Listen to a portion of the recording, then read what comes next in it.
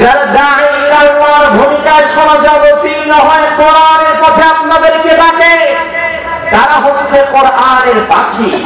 তারা দেশ হতে দেশান্তরে বাংলাদেশের প্রত্যন্ত অঞ্চল পর্যন্ত সব জায়গায় তারা কোরআন বুকে নিয়ে চষে বেড়াবে।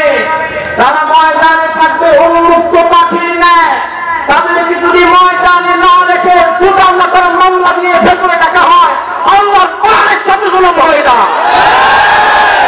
এই কোরআনের পক্ষে আমরা আছি না নাই?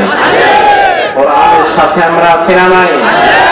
কোরআনের সাথে কোরআনের পক্ষে থাকাই প্রমাণ করে আজকের এই রাত্রিতে হাজার হাজার জনতার এই উচ্ছ্বাস উপচে পড়া ভিড় প্রমাণ করে এই জনতা, এই হাজার হাজার মানুষ তারা কোরআনের পক্ষের মানুষ। আজকের এই রাতটা কিন্তু 31st নাইট। এই রাতকে কেন্দ্র করে গান বাজনা, অশ্লীলতা, বেহায়াপনা, বেরল্লাপনা বিভিন্ন জায়গায় আছে না নাই? গান বাজিয়ে যুবকেরা নাচানাচি করে। তবে আলহামদুলিল্লাহ আপনাদের জেনে ব্যতীত এরকম যুবক নাই। গান বাজনার পক্ষে কিছু যুবক আছে। আমরা আজকে এই মাহফিল থেকে আমাদের এই যুবক ভাইদেরকে আবেদন জানাই, এই বনাবাড়িয়ার যুবকদের থেকে তোমরা শিক্ষা নাও। 31st নাইটে গান বাজনা, বেহায়াপনা, বেরাল্লাপনা করা তোমার সংস্কৃতি নয়। তুমি মুসলমান, যদি কিছু করতেই হয় তুমি আল্লাহর কোরআনের পক্ষে এসে কোরআনের মাহফিলে যোগদান করে দাও।